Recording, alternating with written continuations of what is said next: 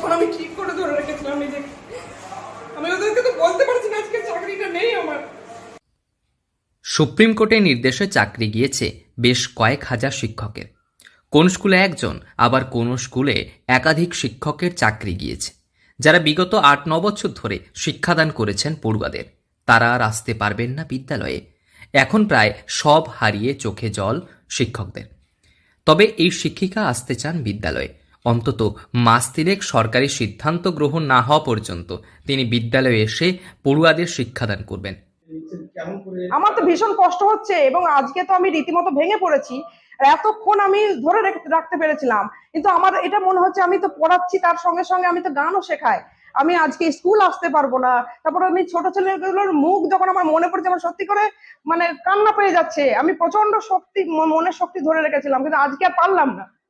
যখন আমাকে গান করতে ওরা অনুরোধ করলো যে গান করবো ম্যাডাম, আমি গান করতে করতে সত্যি আমি খুবই ভেঙে পড়েছি যে আমি আজকের পর থেকে স্কুল আসতে পারবো না, গান শেখাতে পারবো না।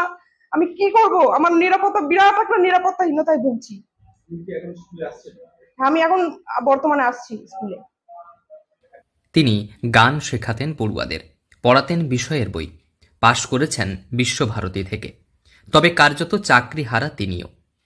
শিক্ষক, শিক্ষিকা ও গ্রুপ ডি কর্মী হারিয়ে রাজ্যের একাধিক স্কুলের পাঠদানে বিপর্যয় নেমে এসেছে। পশ্চিম মেদিনীপুর জেলার এই চিত্রটা আরও ভয়াবহ। পিংলা থানার করকাই অঞ্চলের করকাই বিবেকানন্দ বিদ্যাপীঠ উচ্চ মাধ্যমিক বিদ্যালয়ে মোট ৬ জন কর্মী চাকরি হারিয়েছেন, যাদের মধ্যে ৫ জন শিক্ষক এবং ১ জন অশিক্ষক কর্মী রয়েছেন। কখনো কম্পিউটারের কাজ, আবার কখনো খাতাপত্রের কিংবা স্কুলের ঘণ্টাও বাজাতে হচ্ছে প্রধান শিক্ষক থেকে অন্যান্য শিক্ষকদের। কাজ হারিয়েছেন শিক্ষিকা সাহা বানু বেগম। তিনি শান্তিনিকেতন বিশ্বভারতীর ছাত্রী। প্রায় বছর ৭ আগে তিনি চাকরিতে যোগ দিয়েছেন। বিদ্যালয়ে পড়ুয়াদের শেখাতেন গান। এখন এই মায়া কাটাতে হবে তাকেও। তবে ভরসা রেখেছেন সরকারের উপর। সুপ্রিম কোর্টের নির্দেশে আগামী ৩ মাসের মধ্যে ব্যবস্থা গ্রহণের নির্দেশ দেওয়া হয়েছে। তবে আগামী ৩ মাস তিনি ছাত্রছাত্রীদের পাঠদান করবে বলে জানিয়েছে। যে তারা যেন সক্রিয় হয়ে আমাদের চাকরিটা যেন পুনর্বহাল করেন, এটাই তাদের কাছে আমি আবেদন রাখবো। না, ওই লিস্টে কোনোভাবেই কোনো দিকেই নাম নেই আমার। আশার আলো বলতে সবইটাই ওনাদের উপর নির্ভর করছে। আমরা অপেক্ষা শুধু করতে পারি, এইটাই। আমরা ওনাদের কাছে আশাবাদী যে ওনারা কিছু না কিছু একটা রাস্তা বার করবেন। বিদ্যালয়ে প্রায় ১২০০ পড়ুয়া রয়েছে, হাতে গোনা কয়েকজন শিক্ষক। এখন সেই শিক্ষকদের করণিকের কাজ করতে হচ্ছে, নিতে হচ্ছে ক্লাসও। আরেকজন এইচএস সেকশনের আরো একজন নিউট্রিশনের শিক্ষক ছিলেন, আর একজন সঙ্গীত বিভাগের দিদিমণি ছিলেন। তারাও চলে যাচ্ছেন। এই দুটোতে তারা যেহেতু সিঙ্গেল টিচার ছিলেন, ফলে ওই দুটো সাবজেক্টের পঠন পাঠন আমাকে বন্ধ করতে হবে।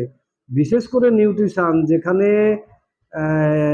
একাদশ শ্রেণী যারা এখন আছে, আমার দ্বাদশ শ্রেণী হয়ে যাচ্ছে, তাদের অন্তত ১৫০ জন ছাত্রছাত্রী আছে। তাদের পঠন পাঠন কিভাবে চলবে সে নিয়েও আজকেই কিন্তু আমাদের একাডেমিক কাউন্সিলের আমি মিটিং দেখেছি।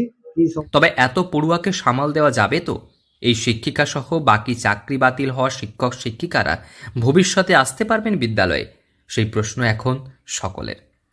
পশ্চিম মেদিনীপুর থেকে রঞ্জন চন্দের রিপোর্ট, লোকাল 18 বাংলা।